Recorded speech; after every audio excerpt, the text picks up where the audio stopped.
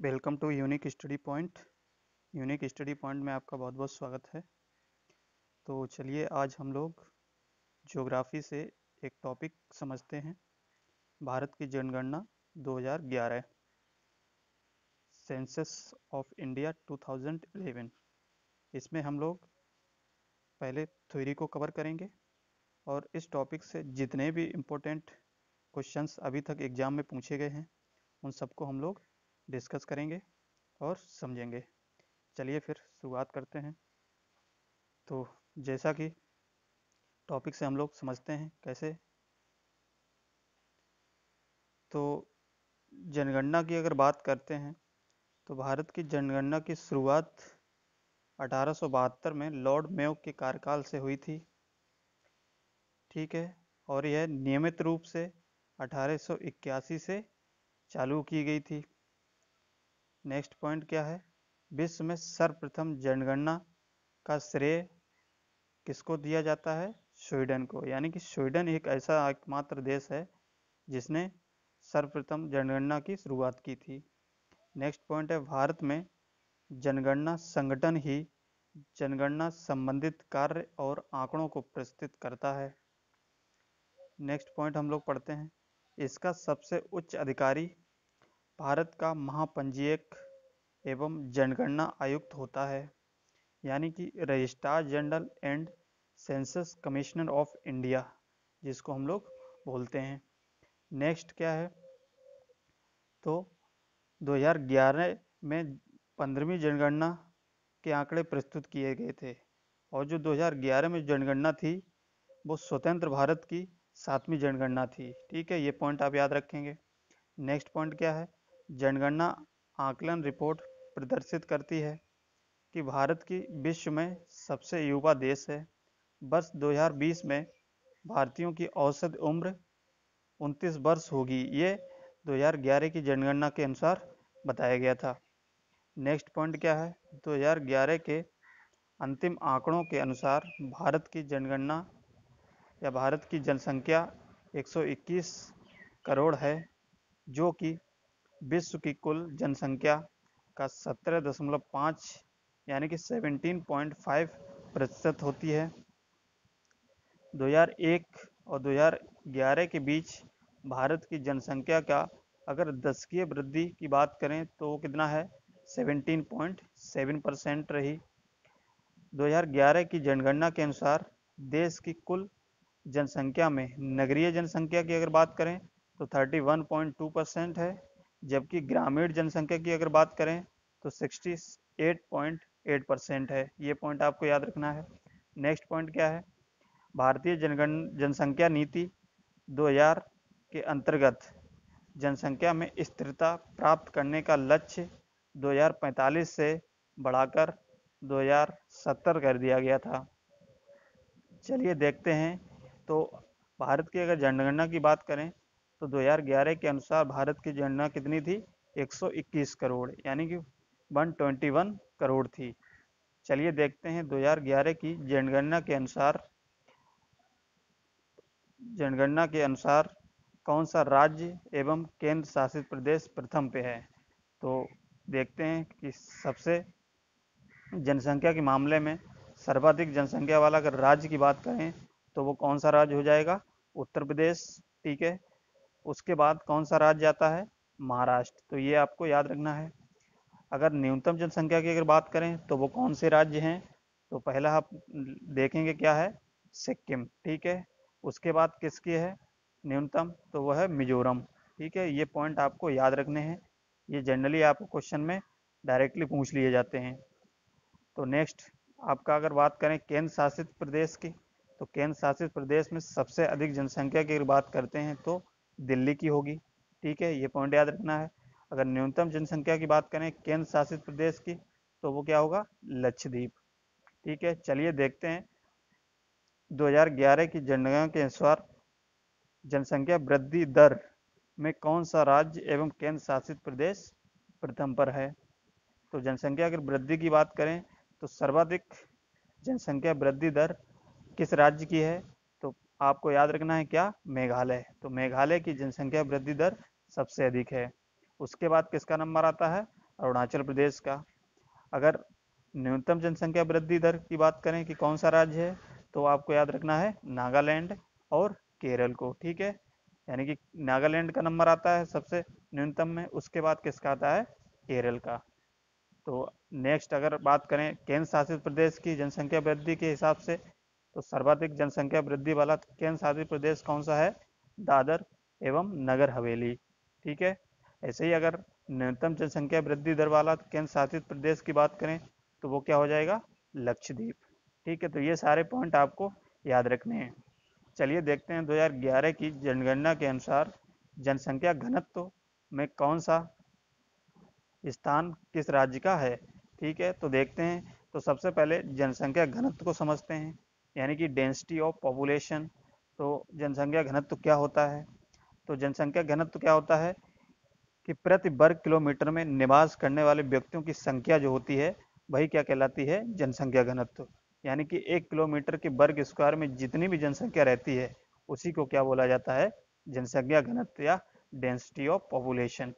तो अगर density of population की बात करें, तो 2011 की जनगणना के अनुसार देश का जनसंख्या घनत्व कितना था, तो देश का अगर जनसंख्या घनत्व की बात करें तो 382 था। यानी कि हर एक वर्ग किलोमीटर में आपकी जो एवरेज की बात करें तो 382 लोग रहते हैं इंडिया में।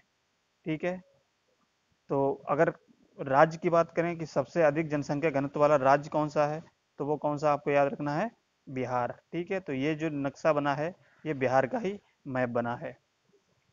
तो चलिए जनसंख्या घनत्व की अगर बात करें, तो बिहार का सबसे ज़्यादा जनसंख्या घनत्व है। फिर उसके बाद किसका नंबर आता है, पश्चिम बंगाल का। तो पश्चिम बंगाल का, उसके बाद अगर न्यूनतम जनसंख्या घनत्व वाले राज्य की बात करें, तो कौन सा हो जाएगा, अरुणाचल प्रदेश और मिजोरम। ठीक है, और नेक्स्ट देखते हैं आगे। अगर सर्वाधिक केंद्र शासित की बात करें जनसंख्या घनत्व के हिसाब से, तो दिल्ली आता है।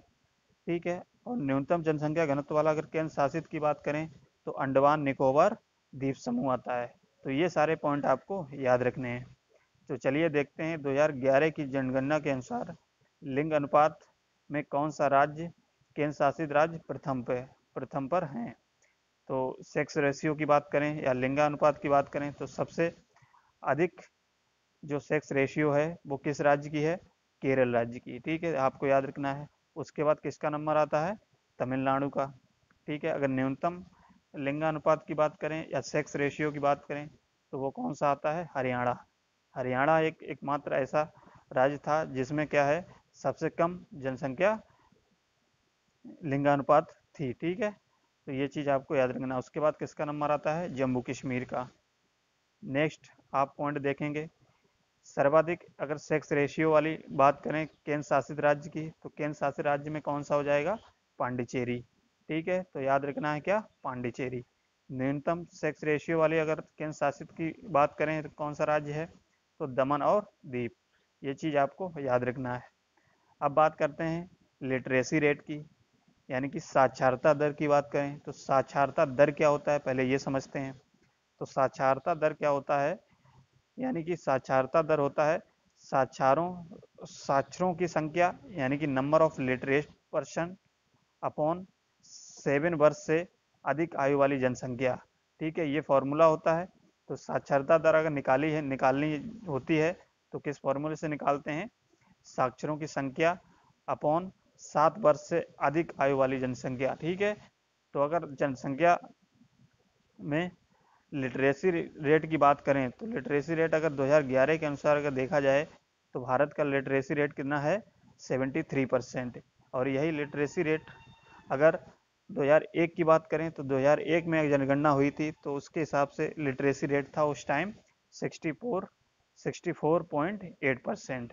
ठीक है, तो चलिए देखते हैं 2011 की जनगणना के अनुसार साक्षरता दर या लिटरेसी रेट में कौन सा केंद्र शासित प्रदेश या राज्य प्रथम पे है।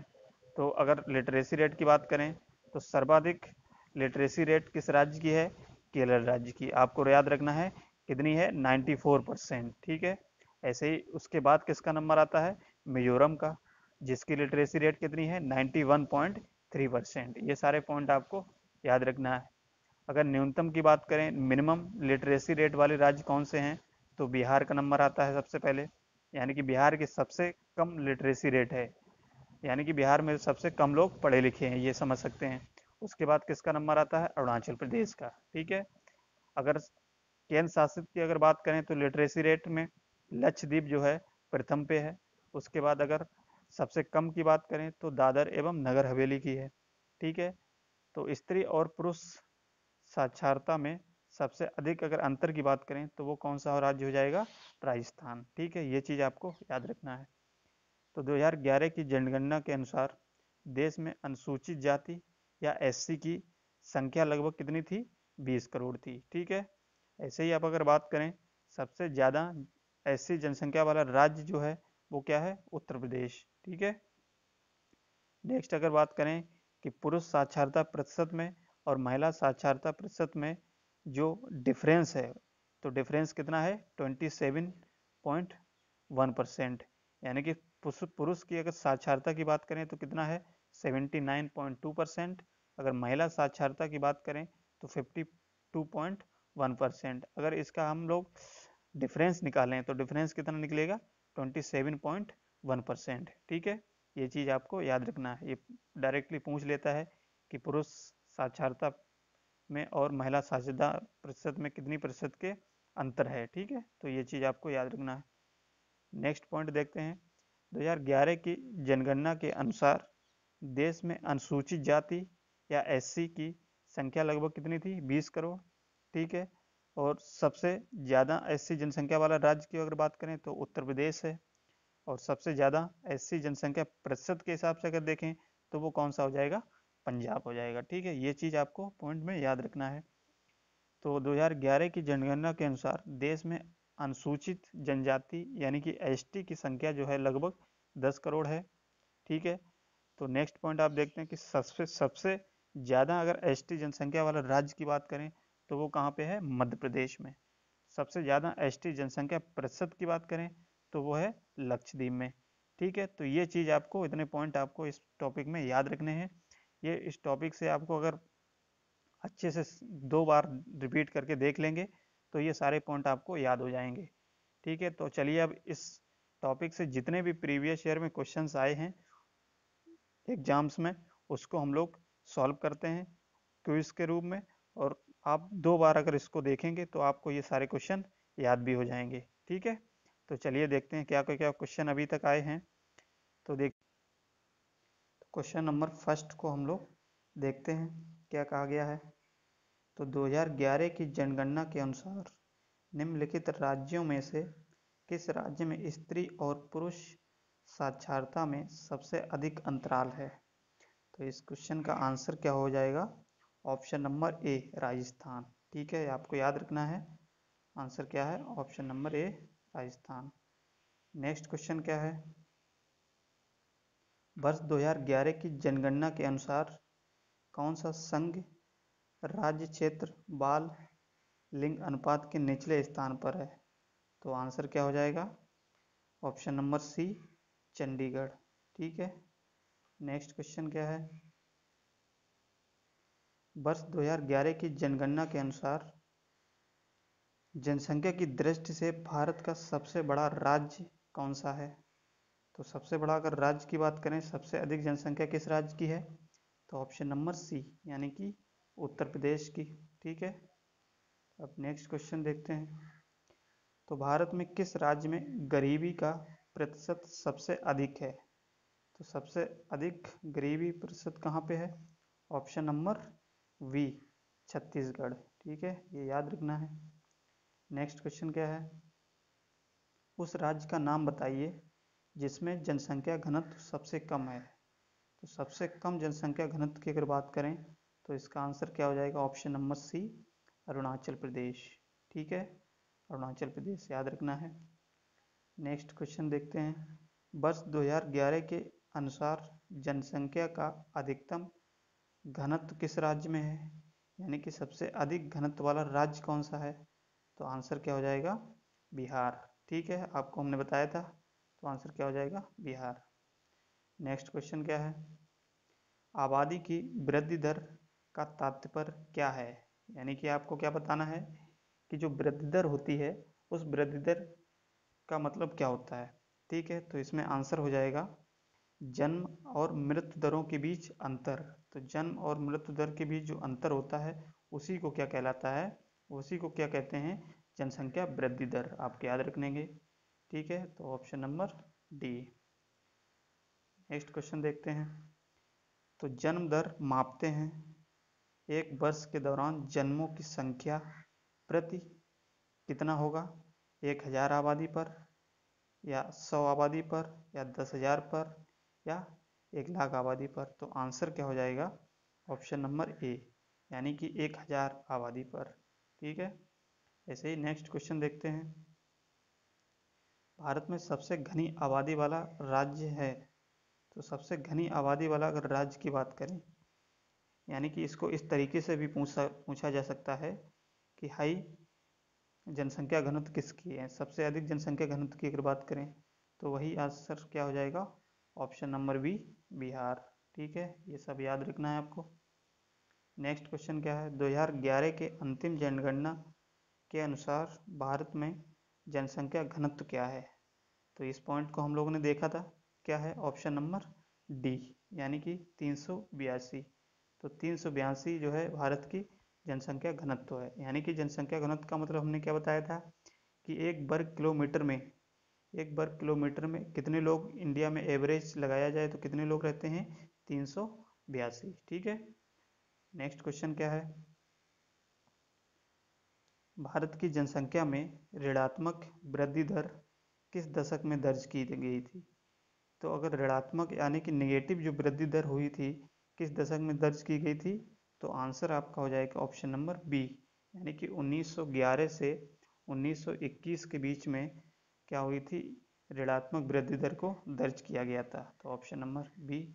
अब ये ऋणात्मक वृद्धि दर थी तो ये कितनी थी, लगभग माइनस के 0.31%। ठीक है, ये याद रखेंगे। तो माइनस के 0.31%। ठीक है, नेक्स्ट क्वेश्चन क्या है, सबसे कम लिंगानुपात किस राज्य का है। तो सबसे कम अगर लिंगानुपात की बात करें तो आंसर हो जाएगा हरियाणा का। ठीक है, ये तो इस तरीके से हम लोगों ने ये सारे क्वेश्चंस को कवर किया है। और अगले वीडियो में हम लोग या अगले लेक्चर में हम लोग देखेंगे कि नए टॉपिक लेके आएंगे ज्योग्राफी से, और उस टॉपिक से भी हम लोग पहले थ्योरी को कवर करेंगे और थ्योरी के साथ में ही आपका प्रीवियस ईयर क्वेश्चन जितने भी आए होंगे कॉम्पिटिटिव एग्जाम में उन सबको कवर करेंगे। ठीक है।